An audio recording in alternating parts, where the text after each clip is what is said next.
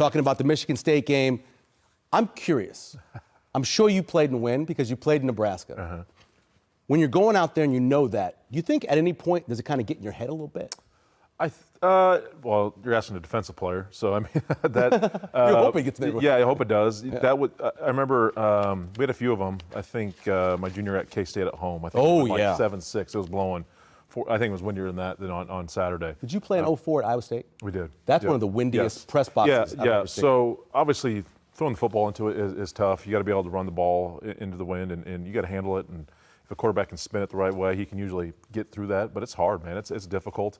I think that was obviously Nebraska struggled heavily in the second and third quarter going into it. So yeah, it was tough. But I tell you what, I liked Nebraska's ability to get through it, to bounce back, find some ways to win, and even with, they won on defense, got some special teams wins. But yeah, that win was heavy. That was heavy, tough to deal with, and it won't be not the first time, won't be the last to at Memorial Stadium. Emotional fortitude. That's what Nebraska showed again this season. Yeah, and I like the situational awareness. To Jay's point, I remember playing at Jack Trice at Ames. Ugh. It was open-ended, and that place was a circus. Nebraska, at Memorial Stadium can be tough too because the wind whips. It's not, you can't really trust the flags, and being a special teams guy all the time, you kind of trust it. But you know where I think it impacts people the most? It's not the players. I think it's the coaches, the coordinators. You're more apt to dial up pressures into the wind, third and long. You're going to make them throw it over your head. Offensively, it's like, well, we have the wind versus we don't have the wind. So you get conservative versus not conservative. I think those are the places where it impacts the game the most. The players, I don't think they give two cares. One place I think it should matter, and I think we saw it with Aiden Childs as he started to get a little frustrated. Yep. Throwing with the wind The worst. is unusually difficult. I always tell people that. I think as quarterbacks, sometimes you feel like you want it and it's a good thing. Throwing with it can be difficult. Yeah, because I know I can throw it harder into the wind. But how much wind will take off it when I'm throwing with the wind at my bat? Why I just say me as a golfer, as a golfer, Oh, sure, I'd yeah. rather hit into the wind than downwind because you lose control of the ball and you don't know what happens when that ball hits the ground downwind. Same with a quarterback, right? Once it gets up there in that air, you're like, I hope it comes down the right hands. He was already shook. Yeah. From our vantage point up there in the box, you can see how all the conversations he was having with the white hat, and he was rattled early. At no point in that game did I feel like he was very comfortable. And I don't think it's any coincidence between he and Sorsby. Those quarterbacks' two worst games were against Nebraska's pass defense. He was not comfortable, and it started early. Yeah, and why do you think that's the case? Because I watched him play every game. He's a good player. He has developed so much from last good year player. where he made a bunch of mistakes, but Nebraska made him like a freshman all over. Yeah. I just watching some of the quick replays, on YouTube. I just watch it with my son because he loves to watch them. Just the communication between Nebraska secondary, just right there. That play exactly. A little IO inside out. Their man-to-man situation. They saw it right away. They communicated quick. They gave a hand signal. That stuff is that's what you get when you have guys that played so much football together is a communication. But that was the exact play I was thinking of. I saw that multiple times. Right there, they just gave a quick hand signal, and they handled it. A lot of times when you get those wide receivers in close situations, you got to be able to communicate and pass it off. Pass it off, yeah. So that's elite stuff. That's why teams are having a hard time getting open, is because ability to communicate and handle certain route tree concepts because they can pass them off. Yeah, that guy right there, Javen Wright, I thought was outstanding. He was great. They kind of mangled that deal, and he talks over his shoulder. And I think the other thing is the pass rush integrity. This not only getting after the passer, but being a big guy. We take for granted, us little guys, change of direction, bend, getting low and redirecting. Nebraska showed a little gumption, being able to redirect and pass rush with some lane integrity that I think really frustrated Childs. It's one of the things that those matchup defenses, when they play that way, it just makes it so hard for the quarterback because a lot of times you're looking ahead of yourself. You don't see what's coming at you. They're past the guy off. Next thing you know, you're throwing to a guy right in his arms. Yeah. Kind of like what happened to Dylan a little bit because that linebacker dropped out. Yeah, didn't see him playing underneath. Yeah. So what did you think about the offensive line? There's throughout the game, man, the social media was crazy about the offensive line. Then the grades come out from PFF. Your thoughts on what you saw? Yeah, I take the PFF grades with a grain of salt. Yep. I don't know who's actually grading those plays and those players. So I take that with. I don't put my. I don't trust them one bit. But look, I thought the run game was improved. Oh, yeah. we had that was you got to tip your cap to that. Now they had some busts. Like you're going to bring pressures. Nebraska did not pick them up well on a couple of sacks. I think there was a bust by the running back and a bust by tackle on a couple of those sacks. But I like the creativity on this run play down here in the red zone. But I thought overall, I know the sacks are you want to see that cleaned up. And I know that one series was disastrous where 2 sacks and you had the bad snap. Yeah. But overall, I know there's that between the second and third quarter, it wasn't great. But that's high level stuff right there. What they're able to do to get that crease, get that seal. Yep. Guys are executing. It's just right now when it's good, it's really good.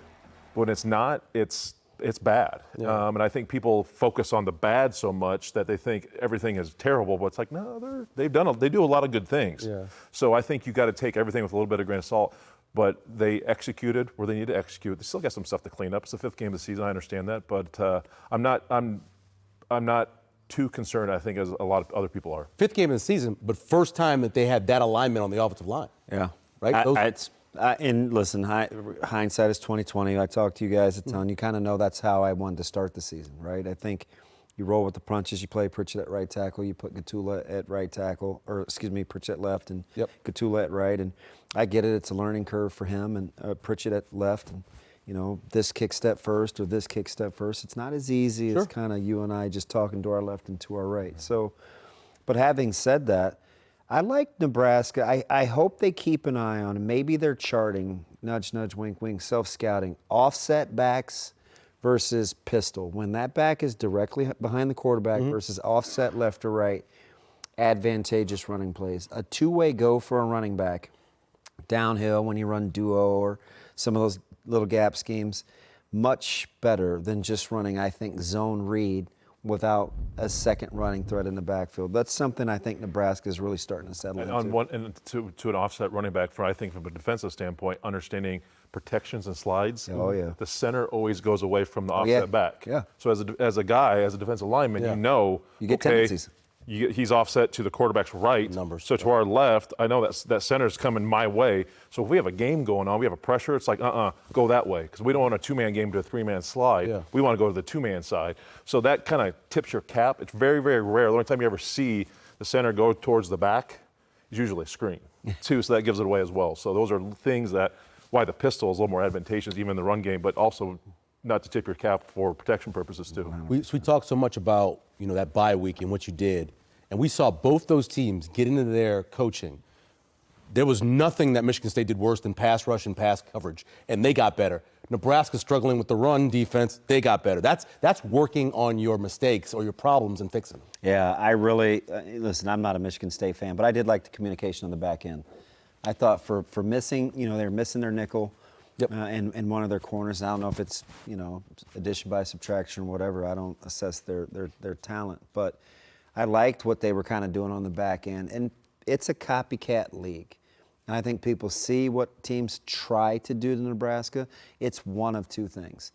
They're either going to man you up and pressure you like crazy, or they're going to drop and play coverage and make you be patient. But one thing you aren't going to do is be able to get a bead throwing balls over teams' heads. And so Nebraska's going to have to learn to be patient and win some one-on-ones. Yeah, and I know what Coach Rule said when the question was asked about maybe Rail needs to just rip it more, and I know what he meant by it, but there are times where I would like him to get rid of it so much quicker instead of maybe trying to make the bigger play or maybe try to avoid the mistake. That's a big thing too. You know where, this is anecdotally, so take this with a grain of salt. Do you know where I think it happens the most? Along the hashes in the intermediate passing crossing, game. Where, you get a little, it's not even gun shy. You want to be careful with the football. Sure. And sometimes I think those little look-ins or those little in cuts or kind of those little bang-eights, sometimes you just got to let that thing go. Yep. But it is in the middle of the field and there is traffic around. Sometimes you got to trust it. But for the most part, especially when it's a free blitzer, he's got to understand when that's on him versus when that's on the protection. But that's a great example right there. You have guys coming after him, and immediately he hit Hunter on like a little button hook, right? He just got rid of it. That is old school. I love it. The crosser, the crosser to Emmett Johnson down by the goal line that Coach brought up, that was a situation where I don't know if he was blocked by the line. Yeah. Sometimes we don't know. They got some big guys on the line. Yeah. You know, and maybe he got blocked by somebody coming across. Our vantage point's pretty easy. Yeah, when where we are, it's either easy to television see. or we're in the booth. Yeah, right? it's very easy to see up we there. get to look down. Let's go to the defensive line, and Nebraska got a lot of pressure, got 4 sacks, 42 yards with the losses. What did you see from those guys? I tell you what, they brought some unique situations of how setting up their D line. I mean, they offset 3 guys to one side of the protection. They overloaded a side and then brought linebackers. You haven't seen that a lot. I tip my cap. That's another wrinkle by Butler and his crew. I thought Noweri played his best game yet. Kim Lenhart played his tail off. Quietly. Judy was there. I think it's getting cleaner. It's getting better. And they got better over the bye week. I didn't, the stunts, the actions, it wasn't as complicated when they did move. It was just going from B to A, C to B type of stuff, really quick stuff. Yeah. Not a lot of crisscross and stuff. So I like that. Those are the type of movements I like. That to me is what this defense needs a little bit more of. But again, guys they're playing better together. Again, understanding where your help is, funneling to the right way. Are you boxing it like we always talk about? Are you playing inside out? Are you spilling it? You see what they went to this week? Yes. They went back to the Jay Moore way. They spilled a ton this week. And here's the beautiful thing. They have some fellas now. McCullough, he's a real dude. Yep. Winari, he's another real one. The key is the development of Javen Wright and Shavers. Those guys are playing better, and they're getting better with each game. Remember, Shavers was situational. Yep. He was either a pressure guy, and he's learning to play 3 downs. He's growing.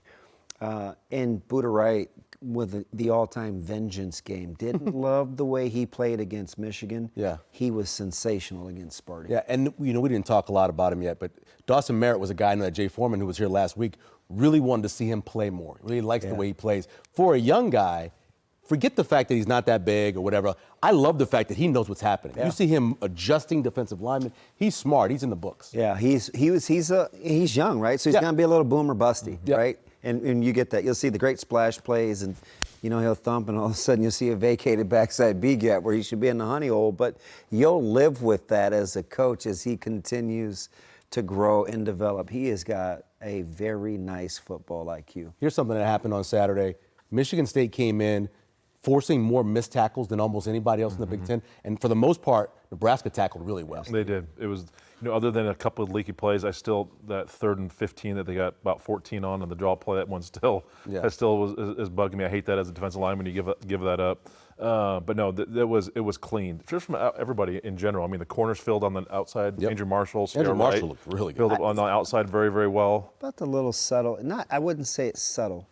Sierra Wright's ability to tackle out of the nickel spot and let Donovan Jones play just the boundary corner really solidifies that secondary. Which he's never done before, by the way. You see the same 3 guys, right? You think Marshall, Jones, Wright, what's the big deal? Yeah. Where they're playing and how they're playing it is fantastic because they're playing to those players' skill sets. Sierra Wright is a guy that can play, he's a good 2-way guy. Donovan Jones, not so much. Put him on the boundary. Let him be aggressive. He's a good athlete. Let him play there and feast. And then Marshall, again, another guy with a nice bounce-back game, in my opinion. I think that the proponent of that, when you have better tackling, is cleaning up the fits, having guys play one way, go on, hey, you're B to A, whatever it is, this is your gap. Be more gap sound, that people just understand where everyone's supposed to be. When you get a lot of action and movement, it kind of confuses guys. They don't know exactly where to be at times. In one false step, and all of a sudden you're like, man, it's tough to get out of there. So I think just cleaning that up defensively, it just helps everyone out in general.